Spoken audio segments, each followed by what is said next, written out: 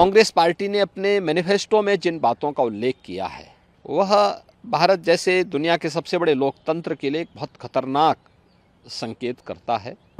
चूंकि कांग्रेस का इतिहास इस पूरे मामले में हमेशा संदिग्ध रहा है, तो स्वाभाविक रूप से ये मुद्दे प्रासंगिक हो जाते हैं। कांग्रेस के एक सलाहकार के रूप में सैम पित्रोदा, उनका वक्तव्य सबने पढ़ा। जो विरासत टैक्स की बात कांग्रेस कर रही है, यह भी एक खतरनाक इशारा है। विरासत जो बाप दादों की कमाई है, उसका आधा ये लोग हड़प लेंगे। 3 तलाक की कुप्रथा को मोदी जी ने समाप्त किया, ये कहते हैं हम फिर से लागू करेंगे। कांग्रेस और इंडी गठबंधन का जो सबसे बड़ा जो सहयोगी है वह कांग्रेस पार्टी का घोषणा पत्र सामने आ गया। कांग्रेस पार्टी ने अपने मैनिफेस्टो में जिन बातों का उल्लेख किया है वह भारत जैसे दुनिया के सबसे बड़े लोकतंत्र के लिए एक बहुत खतरनाक संकेत करता है। और चूंकि कांग्रेस का इतिहास इस पूरे मामले में हमेशा संदिग्ध रहा है, तो स्वाभाविक रूप से ये मुद्दे प्रासंगिक हो जाते हैं। हमने विकास के मुद्दे पर पिछले 10 वर्ष में मोदी जी के जो कार्य हुए हैं, इंफ्रास्ट्रक्चर के क्षेत्र में, सुरक्षा के क्षेत्र में, आत्मनिर्भर भारत के लिए गरीब कल्याणकारी योजनाएं थी, इन्हीं मुद्दों को लेकर के हम तो चुनाव में गए थे। लेकिन उनके मैनिफेस्टो ने हमारा ध्यान आकर्षित किया इस ओर। और आपने देखा होगा कांग्रेस के एक सलाहकार के रूप में सैम पित्रोदा, उनका वक्तव्य सबने पढ़ा। कांग्रेस ने इससे पहले यूपीए गवर्नमेंट के दौरान रंगनाथ मिश्रा कमेटी और सच्चर कमेटी की रिपोर्ट कांग्रेस ने की थी। कर्नाटक में कांग्रेस नेतृत्व की सरकार है और कर्नाटक की कांग्रेस नेतृत्व की सरकार ने जिस तरीके से पिछड़े वर्ग के आरक्षण के लाभ में ज़बरदस्ती मुस्लिमों को घुसेड़ करके और उनके अधिकार में बंदर बांट करने और उसमें लूट करने की एक शुरुआत प्रारंभ की है, ये सभी संदेह पैदा करता है। एक दूसरा, जो विरासत टैक्स की बात कांग्रेस कर रही है, यह भी एक खतरनाक इशारा है। गरीबी, एक झटके में गरीबी हटाएंगे, इसके लिए वे हर संपत्ति का सर्वे करवाएंगे, एक्सरे कराएंगे, इस प्रकार का वक्तव्य कांग्रेस दे रही है। कांग्रेस का मैनिफेस्टो इस बात का उल्लेख कर रहा है और फिर उसके माध्यम से हर एक संपत्ति को ये लोग अपने कब्जे में लेकर के, यानी दोनों चीजें, एक तरफ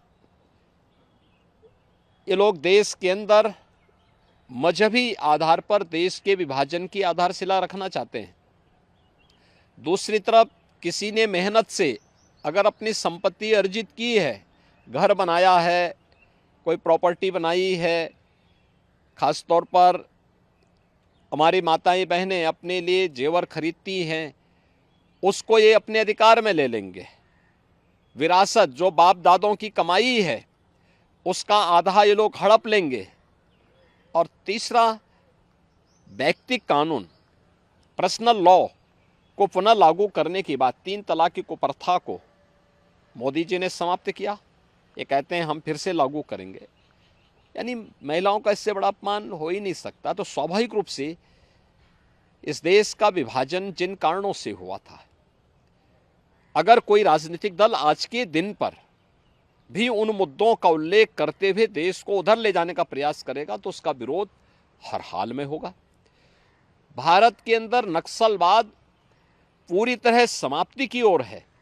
अगर नक्सली और माओवादी प्रवृत्ति को फिर से भारत के अंदर पनपाने का प्रयास होगा, उसका पुरजोर विरोध होगा। भारतीय जनता पार्टी इसको कतई स्वीकार नहीं कर सकती।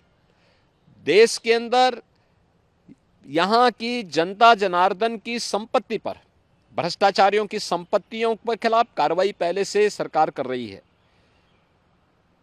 उनके एक एक पाई का हिसाब होगा।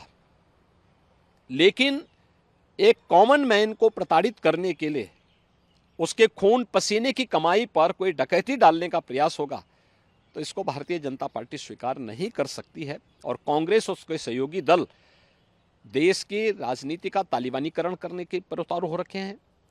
देश के अंदर माओवादी दुष्प्रवृत्ति को जबरन थोपने का प्रयास कर रहे हैं और पर्सनल कानून के नाम पर देश की महिलाओं का अपमान करने का प्रयास कर रहे हैं और लोगों की संपत्ति पर जो इनकी कुदृष्टि लगी हुई है, इसलिए ये मुद्दे आए हैं जो आज के परिप्रेक्ष्य में रिलेवेंट हैं।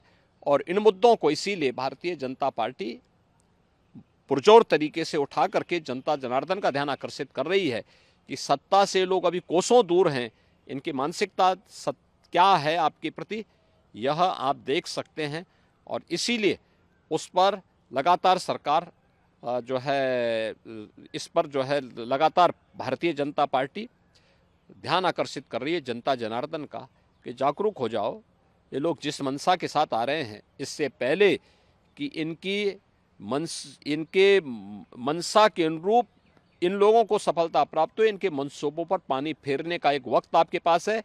आपका एक वोट देश की तस्वीर और तकदीर को बदलने में निर्णायक साबित होगी। और वह आपने 2014 में किया था, क्योंकि 11, 12, 13 में तत्कालीन केंद्रीय मंत्री पी चिदम्बरम बार बार वरासत टैक्स की बात कर चुके थे। आज वही बात तो सैम पित्रोदा कह रहे हैं। इसीलिए इन चीज़ों को लेकर के आज फिर से जनता जनार्दन को बार बार कहा जा रहा है कि वो कांग्रेस के इन मंसूबों पर समय रहते अपने वोट के माध्यम से पानी फेरने का काम करें, अन्यथा यह गठबंधन देश के लिए भी, कॉमन मैन के लिए भी और आधी आबादी के लिए भी भयंकर खतरा पैदा